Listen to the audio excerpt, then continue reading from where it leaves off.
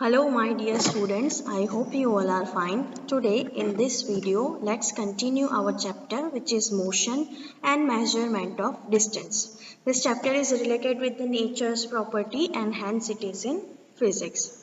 In the last videos, we understood about what is motion, what is rest, and we go through about types of motion like rectilinear motion, circular motion and periodic motion. Now today in this video we will continue about our second part of the chapter, or should I say second part of the title, which means measurement of distance. Now what is measurement, that we will going to understand in this video. Okay, so let's get started. The first one title is like that, motion and measurement of distance. So we understood motion means what, that any body moves from one place to another place with respect to the surrounding is said to be in motion. And on the other hand, the completely inverse of it, that one body which cannot move from one place to another place with respect to surrounding is said to be in rest position. Okay, so that we completed in the last video. Now let's continue about measurement of distance. Forget about distance for a while. Just take one word, that is measurement. Okay, so what it means actually, you usually use this word measurement, but what is the exact meaning of measurement, that we'll understand in this video. Okay, so it is written the comparison of a known quantity with some known quantity, that is unit of same kind, is known as measurement. Okay, definition आपको quite difficult लग रही होगी, but let me explain this definition to you. That suppose अगर आपको beautiful dress सिलवाना हो या shirt सिलवाना हो, so for that you will definitely going two by cloth fabric. Okay, but how much fabric do you need? How can you get it? With the help of measurement. Okay, so what they are doing, they are just taking one rod having 1 meter measurement. They are just measuring it properly and cut it and provide it to you. Okay, so what happened in that? Does the cloth is having any fixed quantity that how much it is? No. Okay, so then how can you get it that how much fabric do you want? So for that, what they had taken, they had take out the measurement tape. Compare. Measurement tape is having a quantity which is mentioned on it, such like your ruler. Ruler के ऊपर mention होता है this is 1 centimeter, 2 centimeter. Likewise, कपड़े की दुकान में गए हैं तो मीटर टेप होती है या मेजरमेंट टेप होती है, तो उसके ऊपर मेंशन होता है कि कितने इंचेस है और कितने मीटर्स है, वो सारी चीज़ें. So I am taking that measurement tape as a known quantity, because उसके ऊपर चीज़ें मेंशन है. अब मैं वो मेजरमेंट टेप को जो मुझे फैब्रिक खरीदना है उसके साथ कंपेयर करूंगी. सो मुझे पता चलेगा कि सपोज इतना मटेरियल है, वो अप्रोक्सीमेटली 1 मीटर का है या हाफ मीटर का है या इतने इंचेस का है. अंडरस्टूड? सो योर फैब्रिक, जो कपड़ा है जो हम खरीद रहे हैं, वो कैसी चीज़ है? Unknown quantity. ओके, और उसको हम किसके साथ कंपेयर कर रहे हैं? With the measurement tape. Okay, so the comparison of unknown quantity with some known quantity is known as measurement. Suppose बाजार में हम लोग अगर वेजिटेबल्स खरीदने जा रहे हैं, सो कितने वेजिटेबल्स लिए, हम डायरेक्टली काउंट करके तो नहीं ले सकते. So what mostly the vendors do, they are collecting the vegetables from you. Okay, keep it into the weigh machine at how much, suppose 500 gram or 1 kg. Okay, so what happened that the vegetables are considered as an unknown quantity and your weighing scale is considered as a known quantity. We are comparing both of them and will getting proper result. Okay, so that is known as measurement. I hope you get it. Moving to the next, that let's understand how this measurement comes. Okay, so in the ancient time, the ancestors used to use different kinds of measurement for measuring different physical quantity. अब physical quantity का मतलब क्या होता है?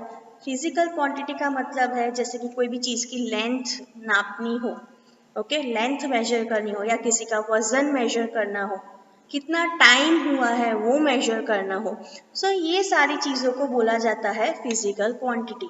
Okay, these are the basic example जो हम daily life में use करते हैं, that is time, length and wait.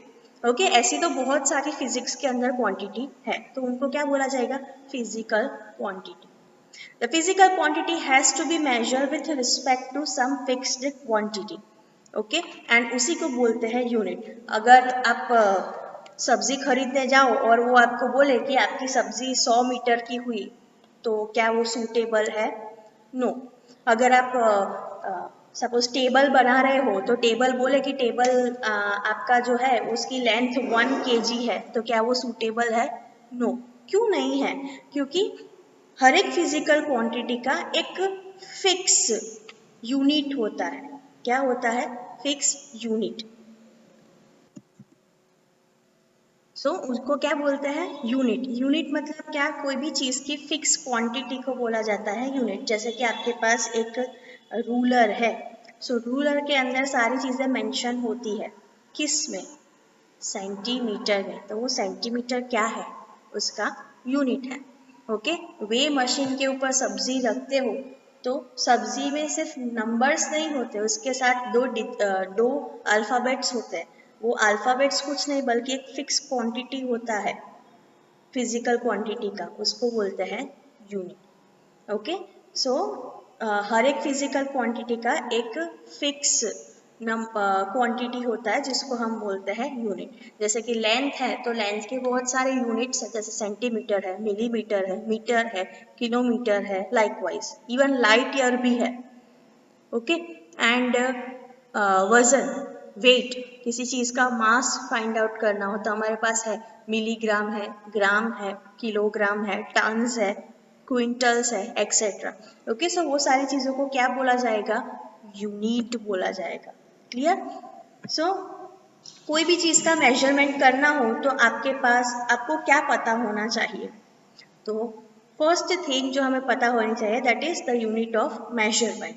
And unit मतलब आपको पता है कि लेंथ मेजर करना हो तो लाइक मीटर, सेंटीमीटर, किलोमीटर, ये सारे उसके यूनिट है, तो आपको पता होना चाहिए। फिर अगर हम कोई चीज़ की लेंथ नापने जाए और हम उसको केजी में नापे, तो वो कम्प्लीटली गलत होगा। तो हर एक फिजिकल क्वांटिटी का यूनिट आपको पता होना चाहिए।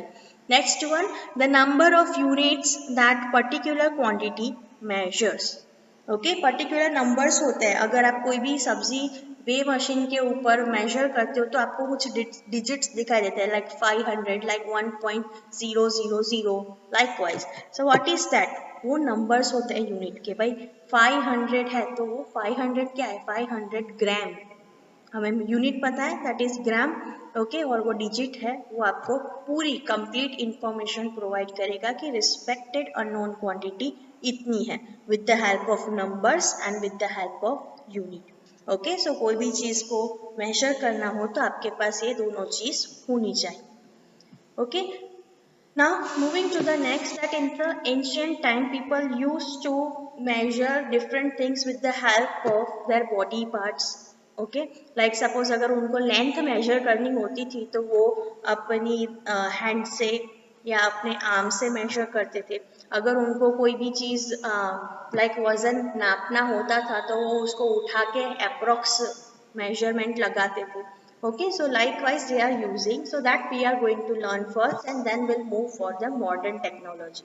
Okay, so mostly in the ancient time वो length कैसे measure करते थे?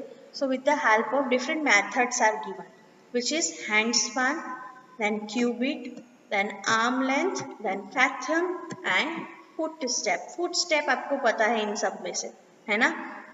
बिकॉज फुट स्टेप वो लोग डिस्टेंस मेजर कर, हम लोग नावाडेज डिस्टेंस मेजर करने के लिए किलोमीटर यूज करते हैं कि भाई भरूच से बड़ौदा का डिस्टेंस है वो 70 किलोमीटर है। पहले के टाइम में वो फुट स्टेप से नापा जाता है। Okay, quite tedious and quite shocking, right? Okay, so all this we are going to learn. First I will going to start with hand span.